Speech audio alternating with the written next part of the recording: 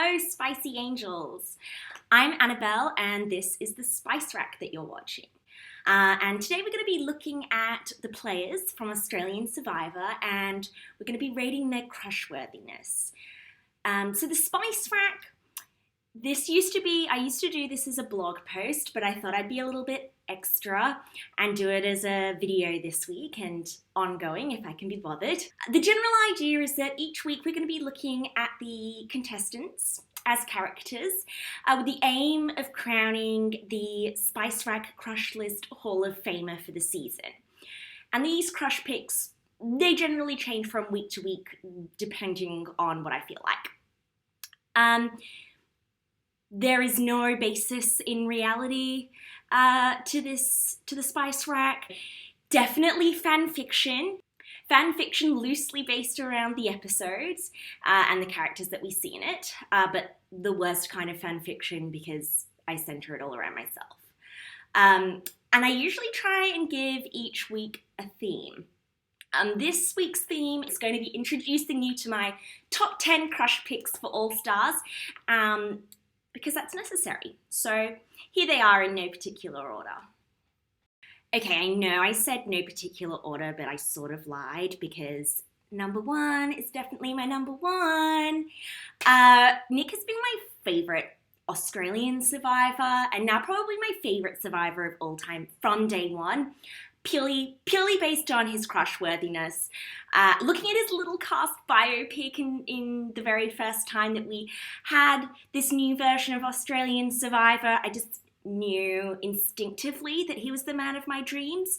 And can I just say what an awesome preseason crush pick. That one really is probably turned out to be my best so far. We've had a couple of sketchy ones, but this one I'm definitely very happy with. So shout out to Nick and his wife over the past few years for tolerating me as a stalker fan. Nick won season 1 of Survivor SpiceRack Crush List Hall of Famer and is now king of the crush list. So very excited. Please stay in there. I paid money for this t-shirt, so stick around as long as possible. Okay, I need to put my sunglasses on for this one. Ooh. A, because she is so hot that my retinas are burning up, but B, a little bit for the drama. Shani, we're nominating today as the straight girl next door. AKA, BK, the girl next door that you're low-key lusting after and definitely hasn't explicitly said that they're straight, so let's just assume she's not. A, because heterosexuality is a myth, but also B, because it would be a crime if she wasn't. Shani, we don't deserve you, but we are thirsty, and I have a very good feeling that Shani could make it out here and stick around long enough to make the SpiceRack Hall of Fame this season. So I'm watching you. Coming in at number 3, we have my dominatrix, the lovely Michelle.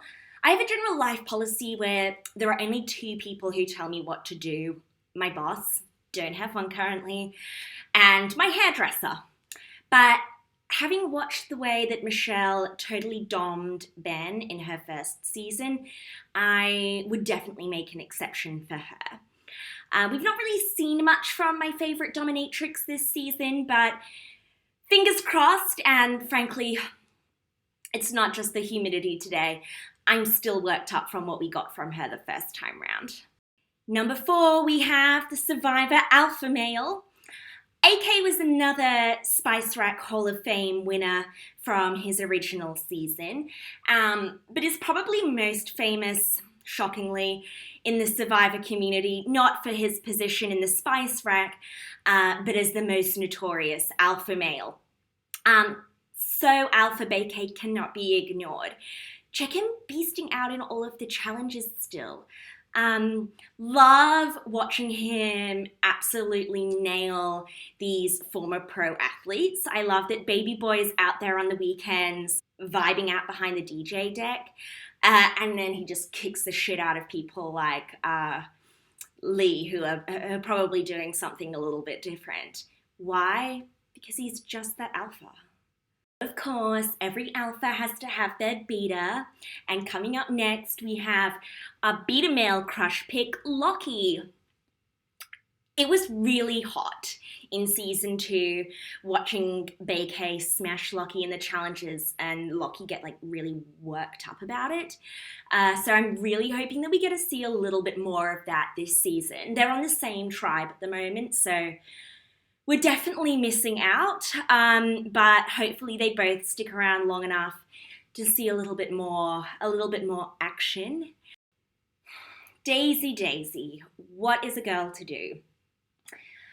I was drawn to Daisy from the preseason last season because of her big horse girl energy.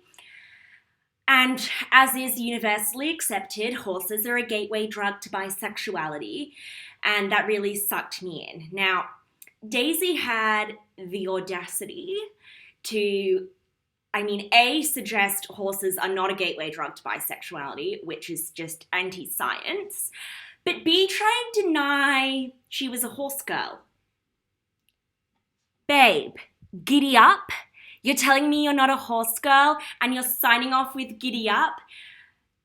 We saw, you love the boys, doing your little batchy routine with Lockie. That's fine. It all takes us in our own time to come around, see the truth.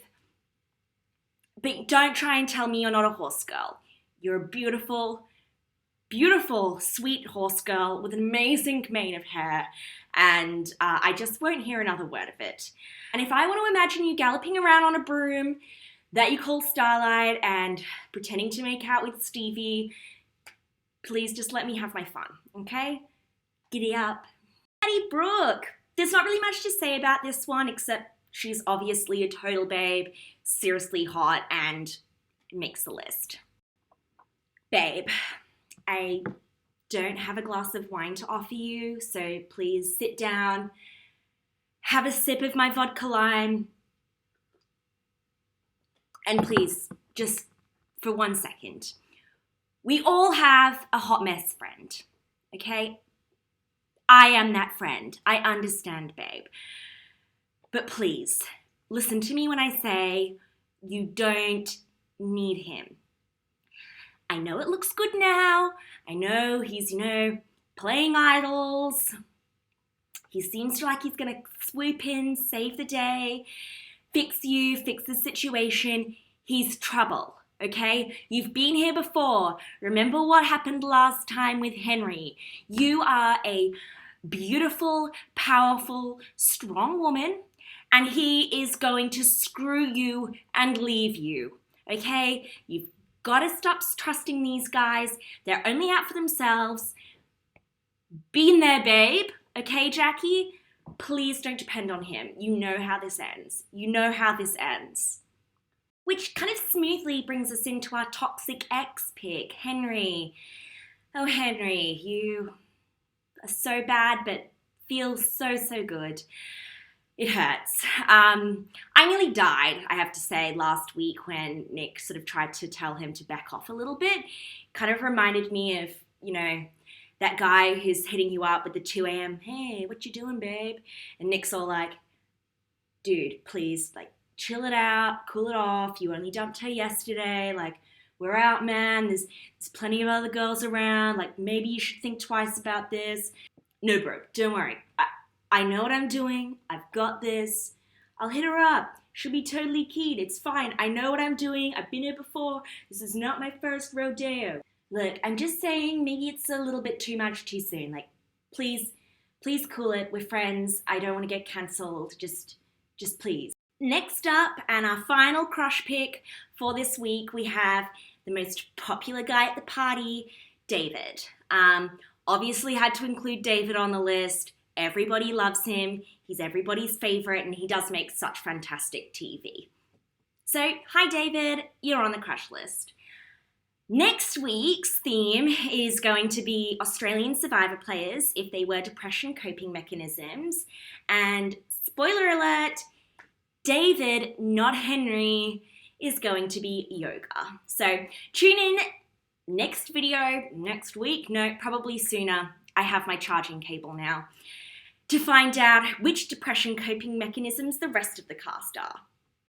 Boomer glossary. So a frequent piece of feedback that I would receive when I was doing SpiceRack as a blog post would be that nobody had any idea what I was talking about. I was using a lot of Australian millennial slang and it was woof. So obviously the SpiceRack is intended to be highly educational as well. And I thought that maybe here in this segment, we could go through in the Boomer glossary a couple of the terms that we used this week and what they mean. So first up, we have dommed, as in Michelle totally dommed Ben in her first season. So that means to dominate sexually. Next, we have thirsty, as in I am really thirsty for basically everyone on this crush list. Thirsty means to lust after, horse girl.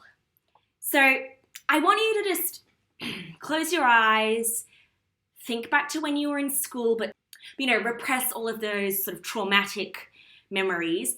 I want you to remember that girl who was like really into horses, had posters of them all over her wall, probably had that really fun Barbie horse racing game, and maybe even had a real horse. That is horse girl. Some people try and malign horse girl, which is not on. Personally, really hot for horse girls. 2020, year of the horse girl. Mark my words. Gym baddie.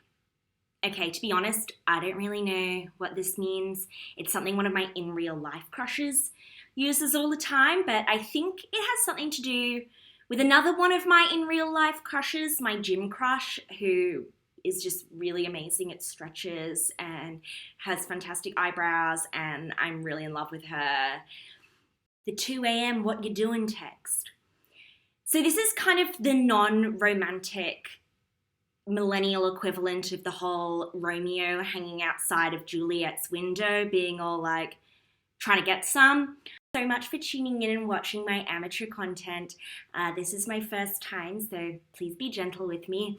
And let me know who your early season crush picks are. I can't wait to hear who you're thirsty for this season. You can follow me at Twitter at AnnabelleCEF. Even I don't know what my Twitter handle is. AnnabelleCEF on Twitter. And stay tuned, more coming next week.